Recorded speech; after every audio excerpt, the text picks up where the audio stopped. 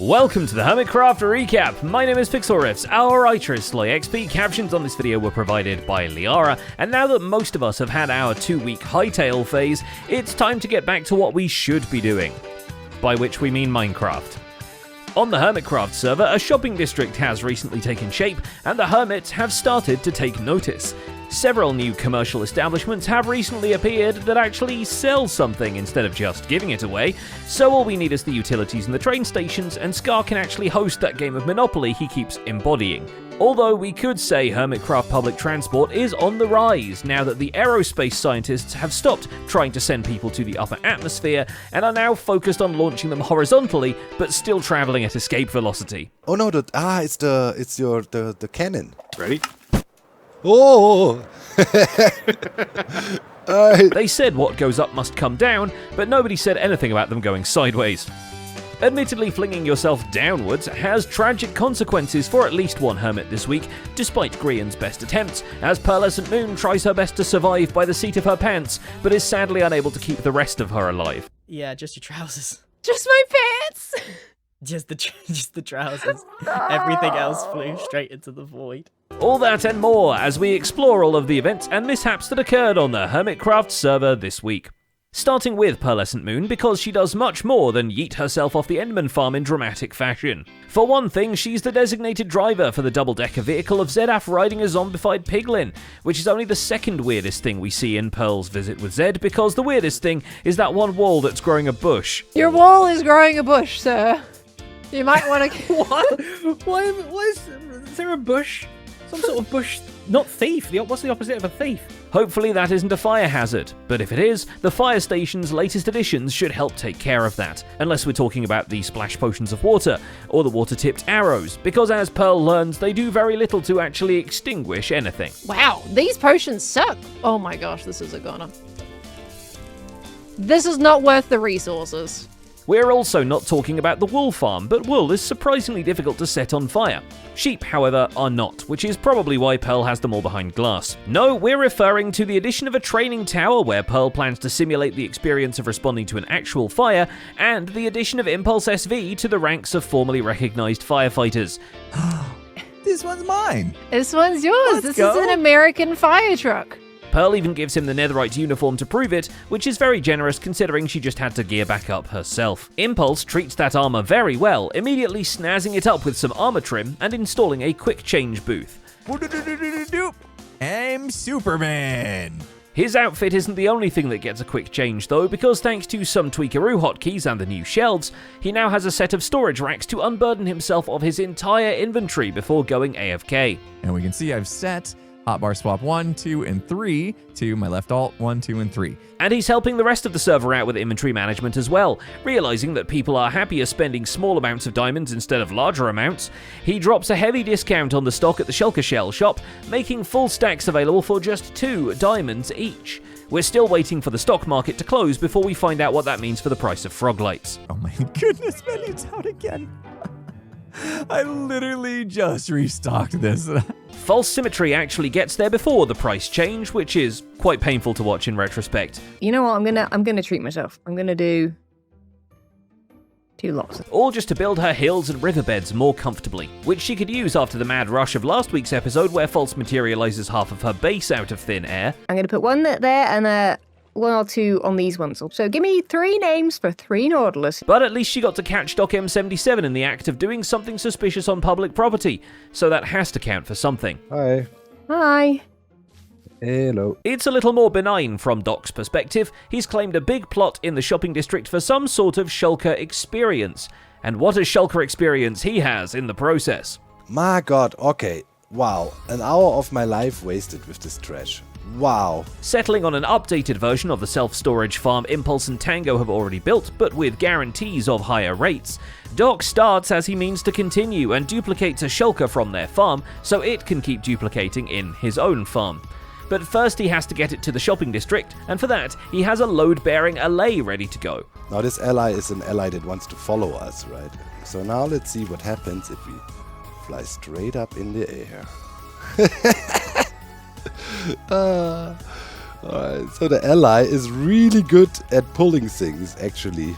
Part of the challenge is gliding over the decked-out mountains. After some troubleshooting, at least the farm itself is done, but what Doc plans to do with the shop above is still a mystery. Although it's not nearly as mysterious to Doc as where Ethos Flower Farms went, or what the heck Joe Hills is doing. For one thing, Joe is hosting a talk show. You know what, my audience, they already know who you are. They're going to be watching that anyway, but this is a chance for you to practice promoting your show, so if you get invited somewhere bigger, you've already gone through a couple questions with me, that sort of thing, you know? Only at Night with Joe Hills is a bold premise on a server with BOO on it, but it's already attracting high-profile guests, like Good Times with Scar, who's also here to pitch a fan cast of the Hermits as Star Trek characters.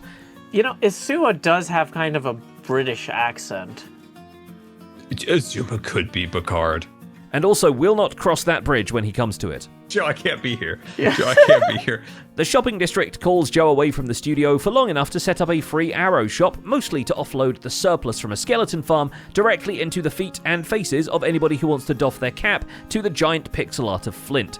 Believe it or not, this is actually Joe's way of making the shopping district less hostile, because Scar hasn't lit up the pathways yet and the nighttime hostile mobs are a problem, so Joe provides a pay-to-use bed and the arrows are entirely optional. Joe, we got another one. Scar, is there not a bed somewhere? Like, this is your project. Back at the TV studio, Joe gives Azuma and Skizzleman a tour, including the offices and writers' rooms with appropriately moth-eaten carpets. The purpose of the visit is really to see the prop room, because Skiz wanted an example of Copper Golem storage. So, dude, I think that this is like so super, super amazing. I'm going to ask you to, yes, please consider doing this for me. But this leads to a great chance for Joe and Skiz to run through Azuma's bundle experience, which leaves them rotating bundles in their mind, but also on item frames. Another pretty weird addition to Joe's base, however, is the Cubfam 135 teleportation chamber, which will take a bit of explaining. So here it comes. When a lodestone block is broken in the world, any compasses tied to it will convert into broken lodestone compasses, a state different from the lodestone compasses enough that it can be detected by a copper golem who will refuse to sort it with the unbroken ones. Placing the block back, however, will fix those compasses into their usual state, which allows for remote triggering of golem sorting activity from afar, especially when combined with an enderpearl stasis chamber, as those essentially function as chunk loaders. Yes, all of this will be on the test. In short, Cubfan can now teleport to some places from really far away by just breaking and placing a lodestone block at a predetermined location. So we got ourselves a fourth teleporter up now, and looks like this. So this is a recreation of Joe Hill's studio. To really capitalize on that, he builds an entire network of teleport lines with his base as the hub, because Gem simply can't miss Etho's birthday to finish building the nether hub. And for some reason, Cub decides that one of these instant warp spots should be his personal studio within Joe's TV studio. You can see, please sing before entering.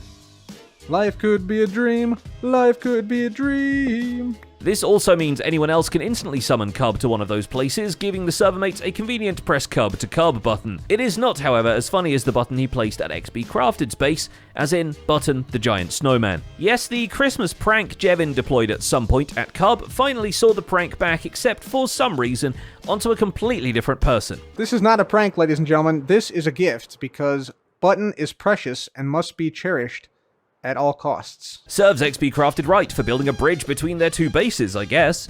But considering XB already has a giant copper golem statue too, perhaps Cub is just encouraging him to collect the whole set. XB thought he wanted a whole set of stonemasons, but ends up with buyer's remorse. He's just not going to use them as much as he expected to. I thought these guys would be a good idea. I have yet to use them. Enter Impulse, who stops by to consult about item filters for XB's new wheat field, for which Impulse consults his own YouTube search results. Impulse, SV, item, drop off. What'd I call it? But then agrees to adopt one of the stonemasons because he has the one terracotta color Impulse had a hard time getting from his own villager breeder. So if you're wondering why there's one villager in a toque amid all these other bald honking guys, that's why. By contrast to these villagers selling terracotta, Jevin is selling aqua coral. With the shopping district really blooming, Jevin travels out to sea and has himself a holiday gathering the multicolored corals, no doubt trying to cool off after the netherite digging trip to the nether. Oh my god, it costs so much! No! Oh my god, that's kind of awful actually.